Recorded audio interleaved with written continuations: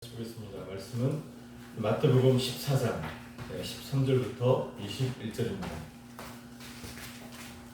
마태복음 14장 13절부터 21절까지 제가 대신 공독해 드리도록 하겠습니다. 마태복음 14장 13절부터 21절입니다. 신약 223쪽입니다. 예수께서 들으시고 배를 타고 떠나사 따로 빈들에 가시니 무리가 듣고 여러 고을로부터 걸어서 따라간지라. 예수께서 나오사 큰 무리를 보시고 불쌍히 여기사 그 중에 있는 병자를 고쳐주시니라. 저녁이 되매 제자들이 나와 이르되 이곳은 빈들이요 때도 이미 저물었으니 무리를 보내어 마을에 들어가 먹을 것을 사 먹게 하소서. 예수께서 이르시되 갈 것 없다. 너희가 먹을 것을 주라. 제자들이 이르되 여기 우리에게 있는 것은 떡 5개와 물고기 2마리뿐이니이다. 이르시되 그것을 내게 가져오라 하시고 무리를 명하여 잔디 위에 앉히시고 떡 5개와 물고기 2마리를 가지사 하늘을 우러러 축사하시고 떡을 떼어 제자들에게 주시매 제자들이 무리에게 주니 다 배불리 먹고 남은 조각을 12바구니에 차게 거두었으며 먹은 사람은 여자와 어린이 외에 5,000명이나 되었더라. 아멘.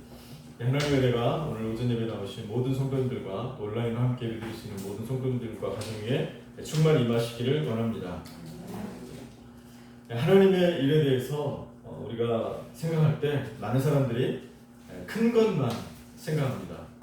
세상을 뒤집어 버린다던가 아니면 어떤 혁명적인 일들을 행하거나 어떤 사건, 어떤 큰 행사를 행하여서 그것을 치르는 어떤 그런 모습들을 하나님의 일이라고 그것만 하나님의 일이라고 생각하는 그런 경향이 있습니다.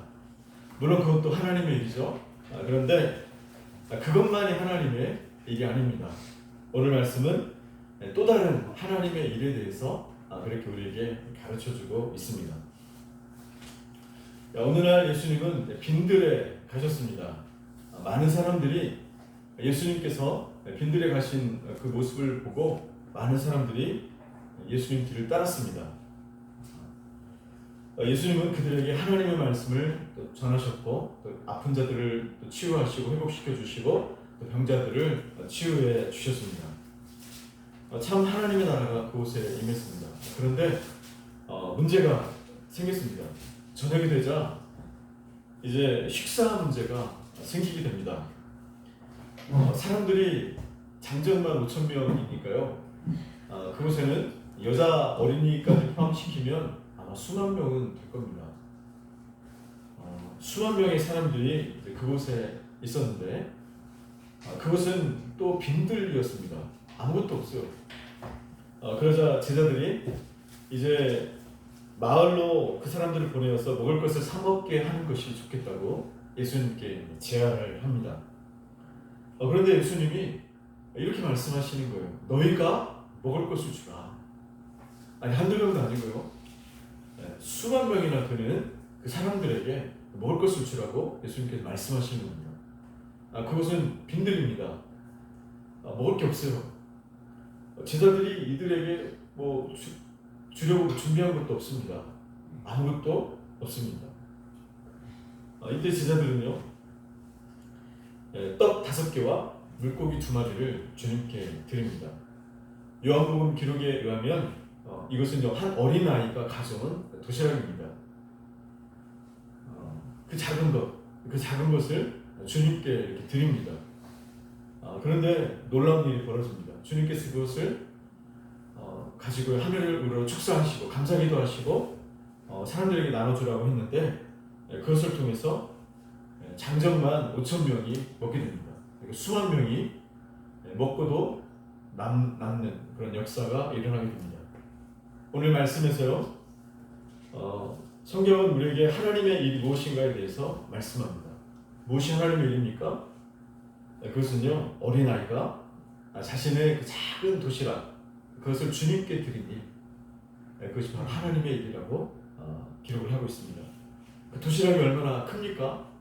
어린아이가 먹을 수 있는 그런 작은 도시락입니다. 그런데 그것을 하나님 주님께 드렸는데 주님은 그것을 통하여서 놀라운 일을 행하셨다는 겁니다. 사랑하는 성도 여러분, 하나님의 일은요 매우 작은 것부터 시작됩니다. 성경에 보면요 하나님의 일이 큰 것으로 시작된 경우가 거의 없습니다. 하나님의 일은 아주 작은 사소하게 여기는 사람들이 눈여겨보지 않은 그 일을 통해서 하나님의 일이 시작됩니다. 천국은요 지난주도 말씀드렸죠, 작은 것으로부터 시작됩니다. 마태복음 10장에 보면 천국 비유가 나옵니다.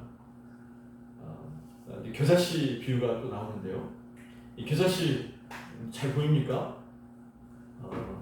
시력이 안 좋으면 잘 보이지도 않습니다. 저는 그래 아직 잘 보입니다. 시력이 안 좋으면 안 보여요. 그만큼 작습니다. 모든 씨앗보다 작은 씨가 겨자씨입니다. 그런데요 그것이 자라나면 모든 풀보다 커져서 나무가 되고 새들이 그곳에 깃들이게 된다고 주님께서 말씀을 하십니다.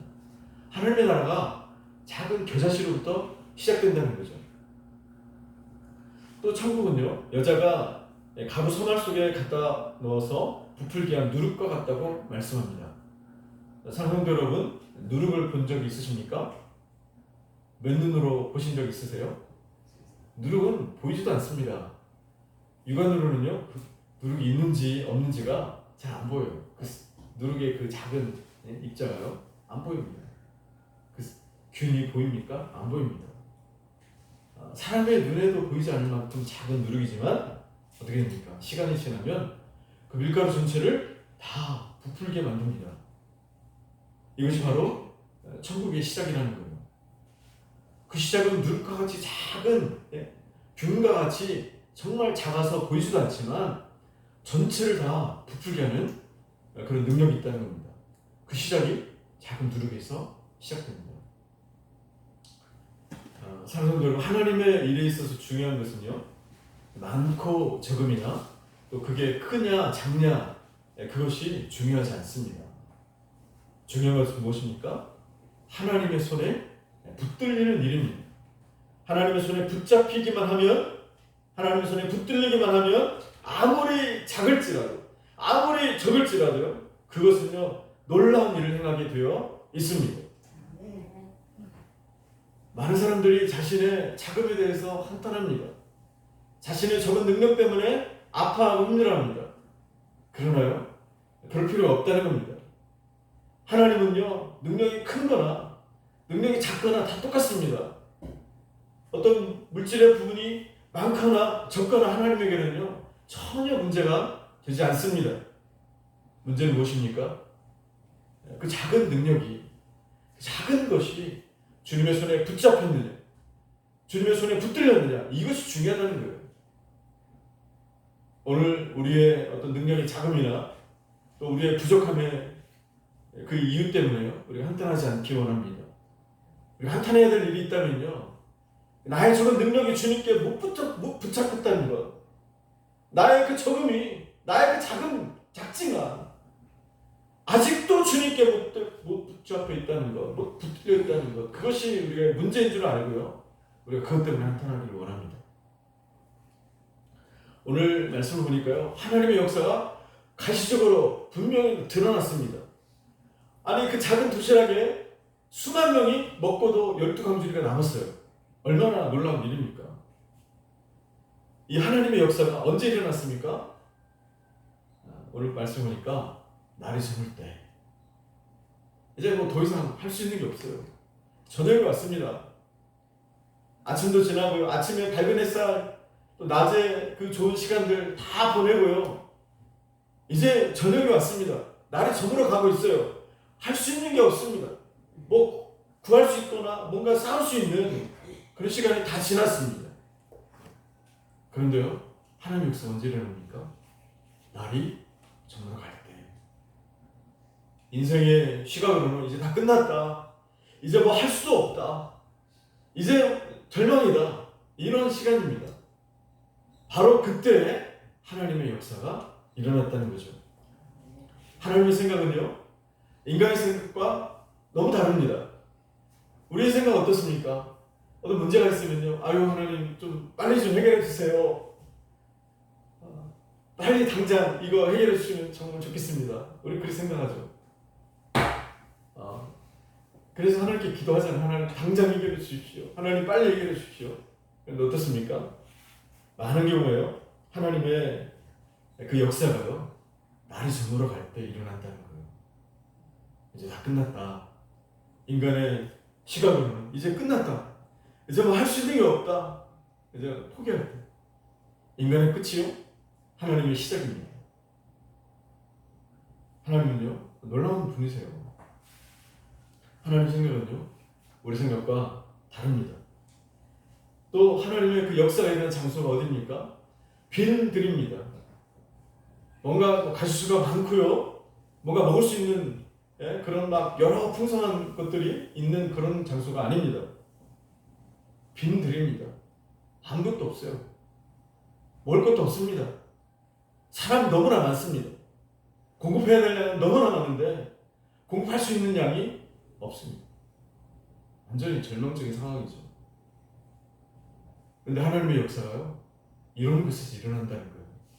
풍성하고요, 뭔가 많고 뭔가 넘쳐있고요, 그런 곳에서 하나님의 역사가 일어나는 게 아니라 아무것도 없는데 빈들인 곳, 능력이 없는 그 자리, 그곳에서 하나님의 역사가 일어난다고 성경이 말씀하고 있습니다. 오늘 우리의 모습이, 우리의 마음이 빈들과 같지 않습니까? 그래도 걱정하지 않기 원합니다. 하나님의 역사는요, 빈들에서 일어나요. 당신의 그 빈 마음, 당신의 그 부족한 능력, 그 자리에서 하나님의 역사가 온전히 일어나고 나타난다는 겁니다. 우리가 이 하나님을 믿음으로 바라보기를 원합니다. 사랑하는 성도 여러분, 하나님의 역사가 아직 보이지 않아서요, 초조하고 계십니까? 두려워하지 않기를 원합니다. 아무것도 할 수 없다고, 능력이 부족해서 아무것도 할 수 없다고 생각하십니까? 우리가 그렇게 생각하지 않기를 원합니다. 하나님의 역사가 빈들에서 일어나기 때문입니다. 다시 말씀드리지만요, 중요한 것은 주님의 손에 붙잡혔느냐, 붙들려서 하나님의 일들을 감당하느냐 안 하느냐, 거기에 있는 거예요. 다 한 분도 빠짐없이요, 다 주의 손에 붙들려서 우리의 모든 삶들을 다 사시는 성도님 되시기를 원합니다.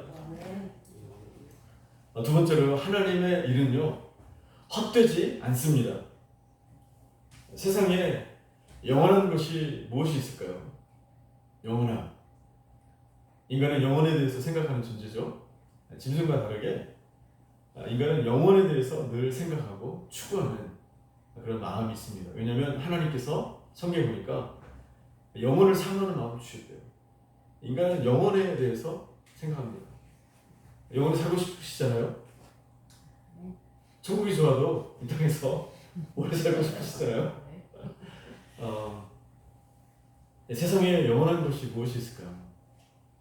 많은 사람들이 다이아몬드가 영원하다고 그렇게 말을 합니다.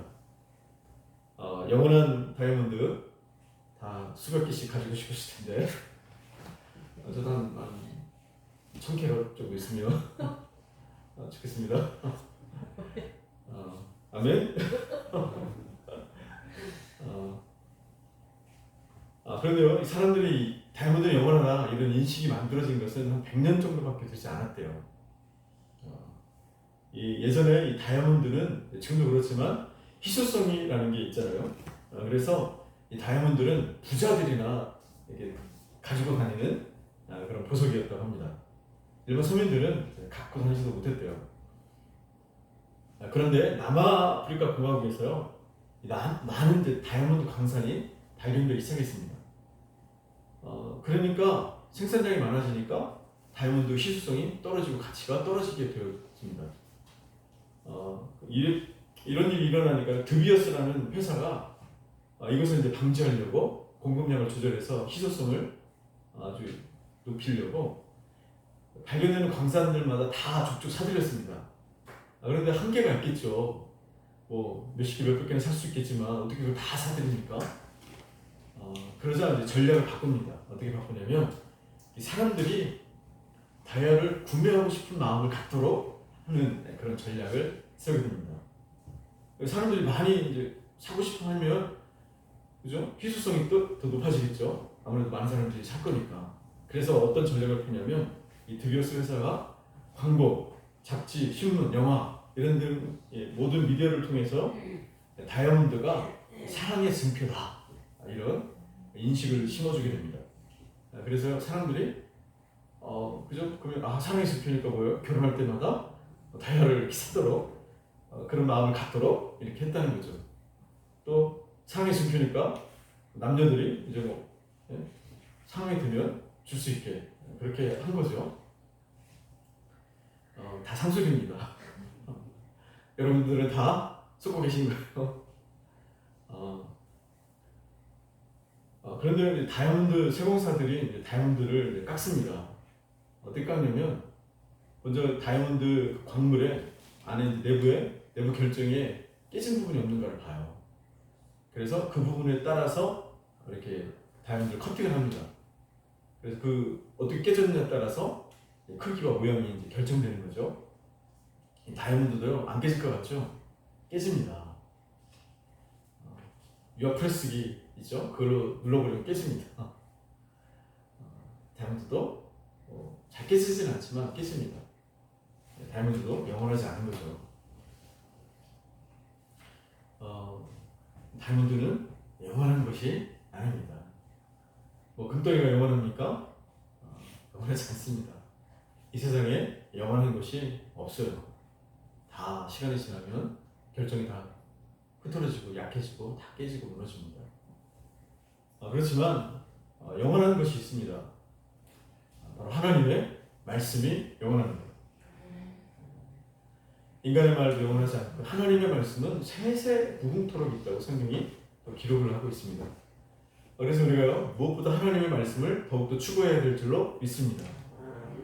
그 하나님의 말씀에 이렇게 또 기록하고 있습니다. 구전 15장에 그러므로 내 사랑하는 형제들아 견실하며 흔들리지 말고 항상 주의 더욱 힘쓰는 자들이 되라.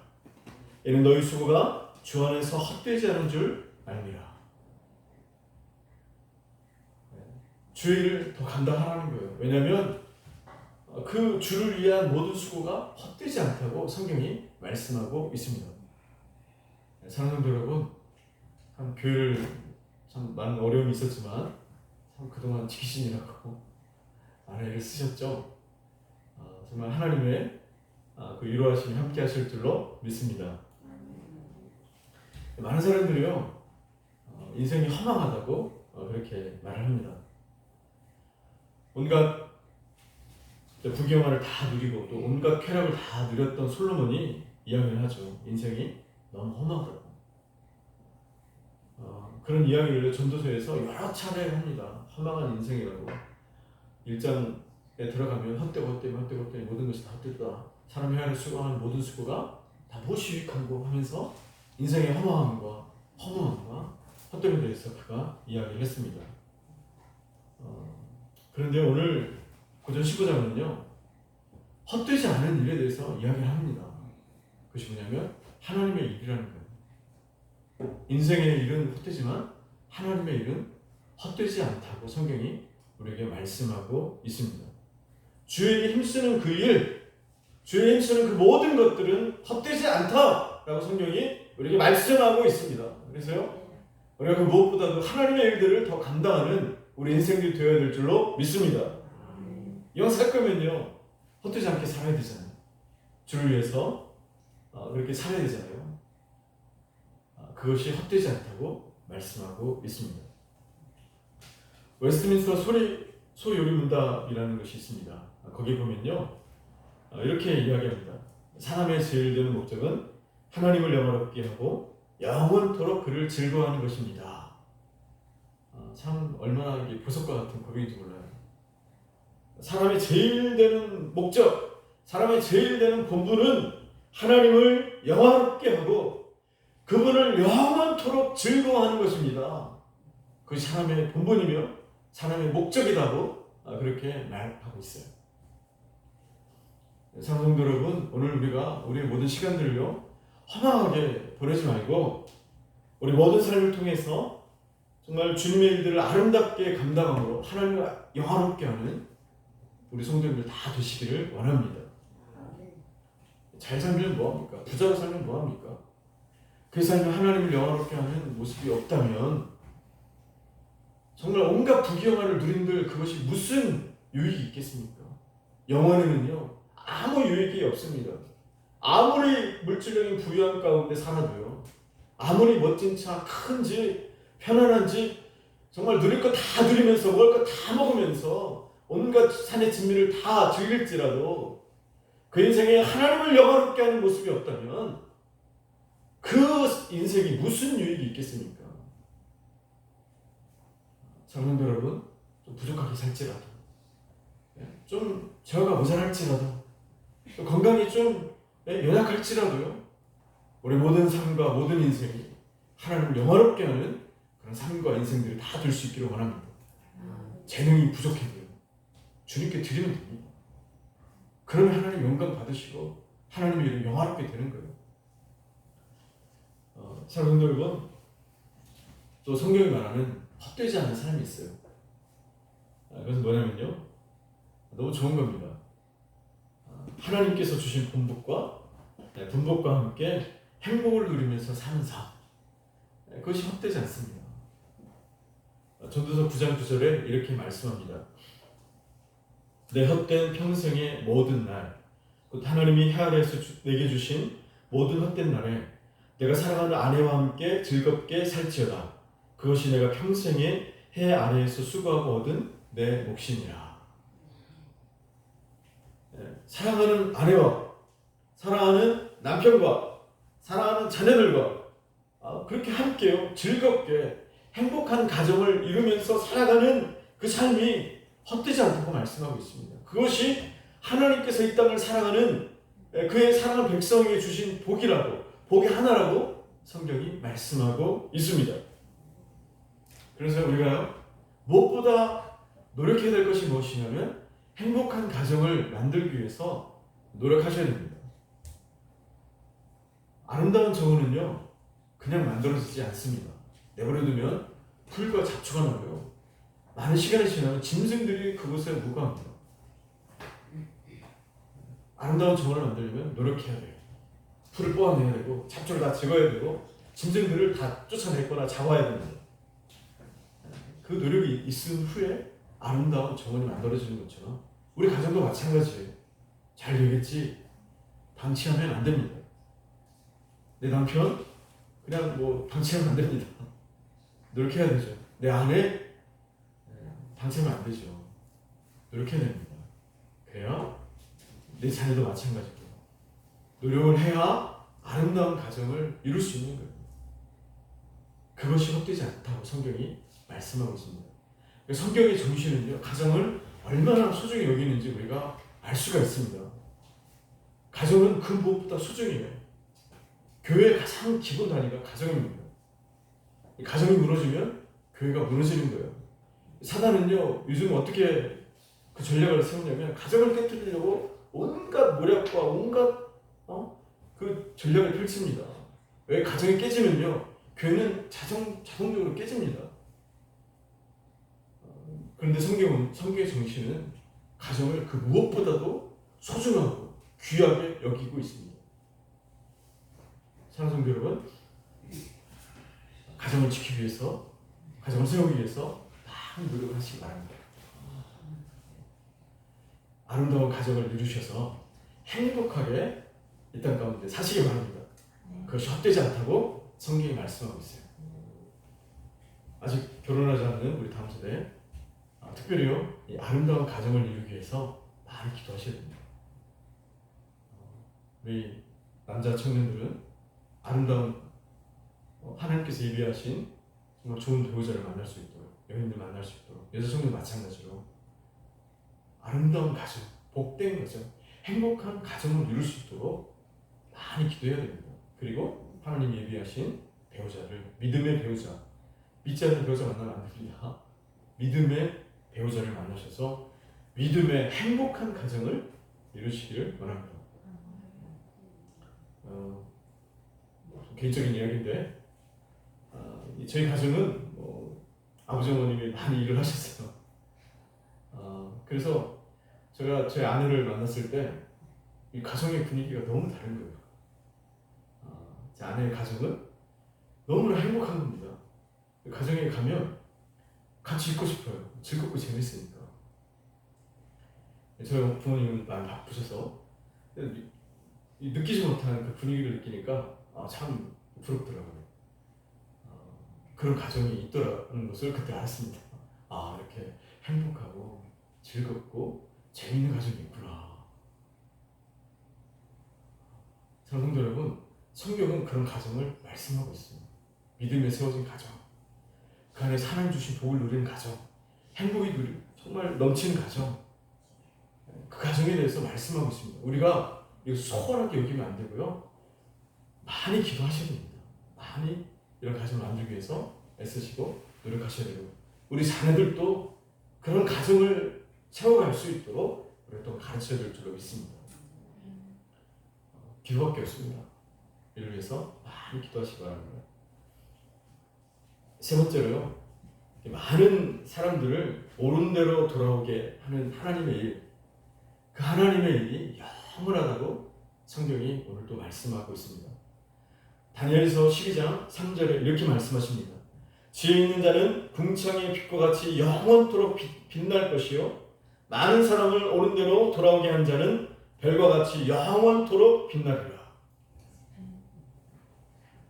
정말 영원한 일이죠. 하나님의 그 일, 많은 영혼들을 옳은 대로 돌아오게 한 사람은 하늘에 있는 별과 같이 영원토록 빛나게 될 거라고 하나님께서 말씀을 하셨습니다.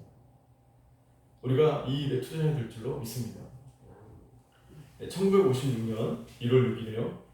복음을 듣지 못한 에콰도르의 아우카 부족에게 이 복음을 전하려고 들어간 선교사님들이 있었습니다. 그들은요, 휘튼 대학 출신의 짐 엘리엇과 다른 4명의 선교사들이었습니다.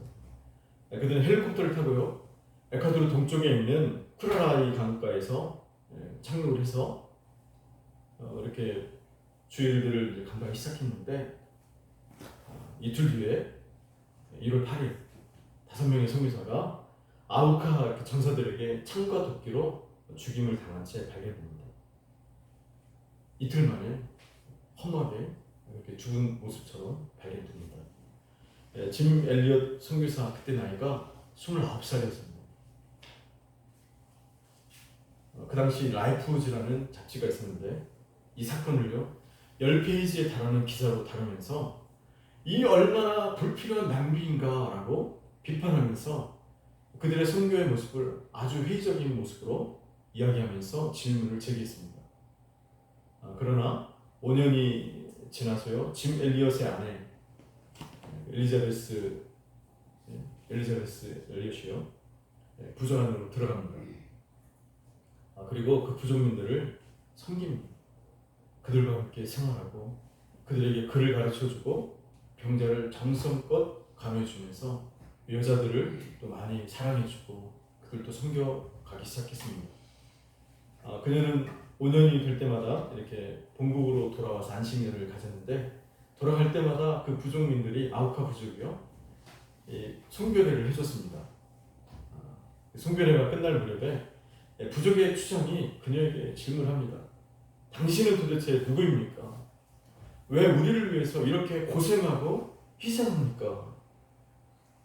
그녀는 그때 말합니다. 그것은 내 남편이 당신들을 너무 사랑했기 때문입니다. 뜻밖의 대답이죠. 이 뜻밖의 대답에 추장이 다시 되묻습니다. 우리는 당신의 남편이 누군지 모릅니다. 당신 남편은 도대체 누구입니까? 그녀가 대답합니다. 그 남편은 10년 전 쿠라라이 강가에서 아우카 전사들에게 도끼와 창으로 죽임을 당한 짐 엘리엇입니다.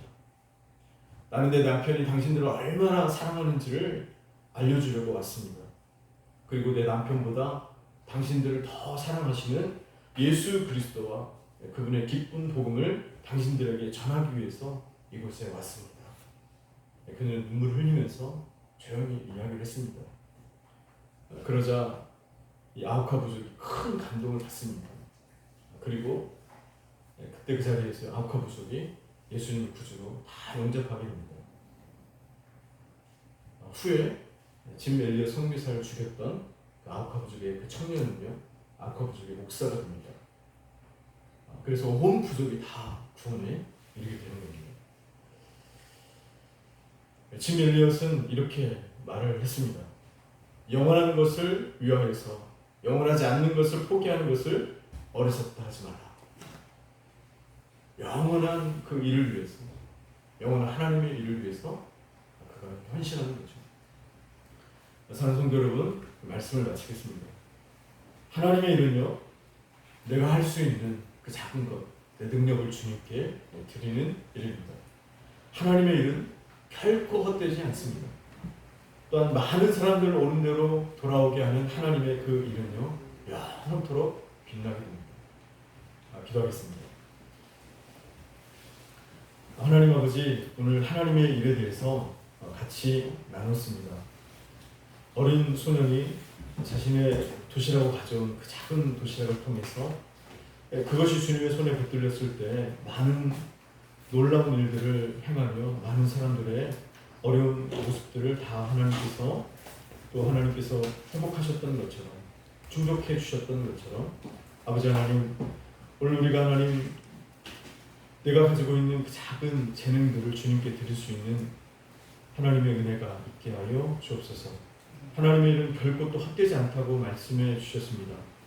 또 가정을 돌보는 일은 결코 헛된 일이 아니라고 말씀해 주셨습니다. 아버지 하나님, 무엇보다 우리가 주의 일에 더욱 힘쓰는 자들 되게 해주시고 하나님께 주신 가정을 아름답게 갖고 가는 주의 백성들 다 되게 하여 주옵소서. 또한 주님, 많은 사람들을 옳은 대로 돌아오게 하는 사람은 별과 같이 영원토록 비추게 하실 것이라고 주님 약속해 주셨습니다. 우리 모든 삶을 통해서 많은 영혼들을 주님께로 돌이키는 데에 우리가 크게 사용될 수 있도록 도와주시고 우리의 삶의 영혼들을 주께로 돌아오는 데 많은 영혼들을 옳은 대로 돌이키는 데에 우리의 모든 시간들을 사용할 수 있도록 아버지께서 역사하여 주옵소서. 예수님의 이름으로 기도하옵나이다.